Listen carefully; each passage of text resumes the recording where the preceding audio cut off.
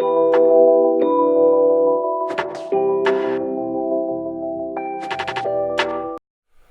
want to talk about relationships now, and to be honest, it's one of the worst things well, it's the most embarrassing because that's the stuff that I regret the most and I'm most ashamed of. I have a girlfriend now, and some of the stuff I'm about to say concerns my exes, but whatever, you know. I want to say that one of the most fucked up things is so concerning my old partners. I think the worst thing I've ever done is, I guess, make them cry. I mean, it's fucked up. This is the one person you were supposed to care about the most. So, to cause that kind of damage, it just doesn't make any sense. It's probably the worst thing you can do. I want to take a step back and talk about some of the things that I did wrong. For sure, one of them was controlling, you know. This somewhere along the line, you thought that two entities became one. It's one thing if you want to protect yourself, but now all of a sudden you start treating your partner in such a way so that they don't hurt you, and you try to control them. Maybe the idea sounds nice or smart, and this is something that went on when I was a lot younger, but there's nothing more fucked up than controlling another person. Trying to take away either their freedom or their choices, telling them what they can do or what they can't do, just so that you can protect yourself or whatever, for whatever reason. That was probably the biggest one. Another bad trait that I used to have is, maybe you guys can see it in me now, but this just trying to be a know-it-all and thinking that I'm smart.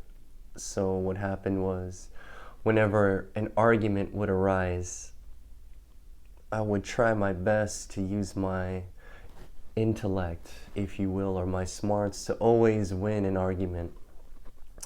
And I would always shape reality or shape truth just so that it would fit me and put me out of the wrong or make me always look right. So I don't even know what the point of that was. Again, I'm so ashamed, it's hard to comment on it, but that is a big ass mistake and it's fucking stupid. I mean, nowadays, you know, it's cool to listen to other people and be open-minded and everything, and I see the light in all of that. So another bad thing, well, one thing that I learned was I had to look into this book to seek some help.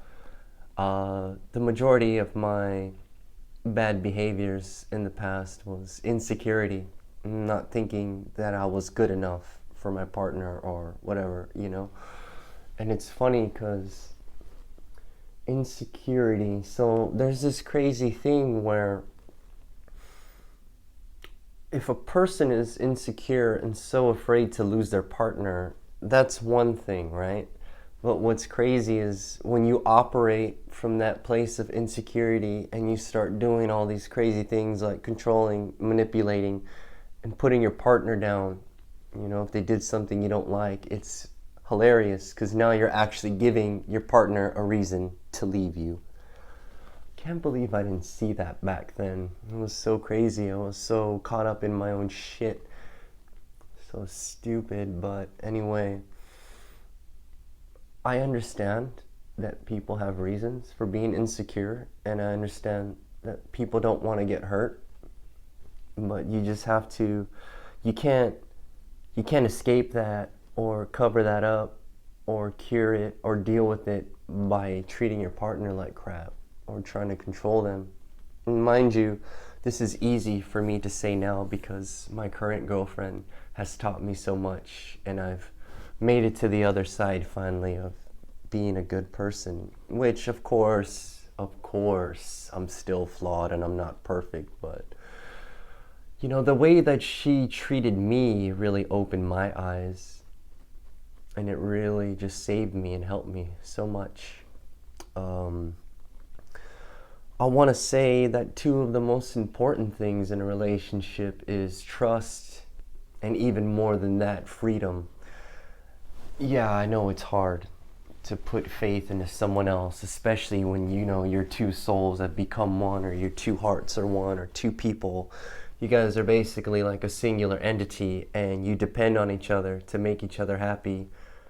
I can see that if your partner may have wronged you in any way, whether it's justified or not, you start to lose trust here and there, but you just always have to, you can't afford to lose that trust. You can't afford to look at your partner like a potential person that could destroy you and break your heart and so on and so forth.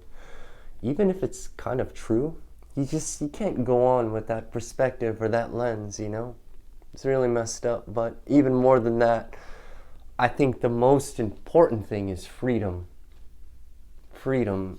You have to let your partner do what they want, follow their dreams. Most importantly, have friends and go out if that's what they want.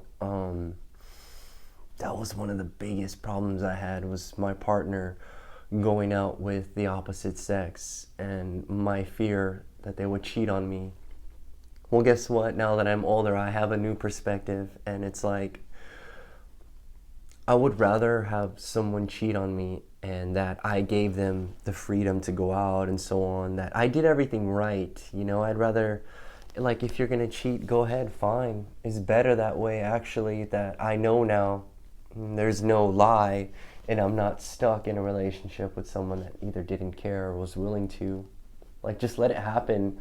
Let it happen, as opposed to doing all that stuff like controlling, manipulating, and trying to just keep everything the way that you think is safe. You just gotta let it happen. I mean, it's kind of coming out wrong, but I hope you see what I mean. I hate to admit it, but I think that, okay, I don't want to pin this on other people, to be honest, but for myself, I don't know if it was possible to be a good partner or the perfect partner when I was specifically young. The point that I'm trying to make here is it seems impossible to be a good partner, a romantic partner, if you don't have all your shit figured out, you know, and you're not grounded in who you are, because that moment when the both of you kind of like mesh and become one person, and all of a sudden all your problems are going to leak onto the other person. I mean, I guess it happens anyway, like negative vibes travel and so on and so forth, but even more so with your partner. It's like the last person you want to do that to, right?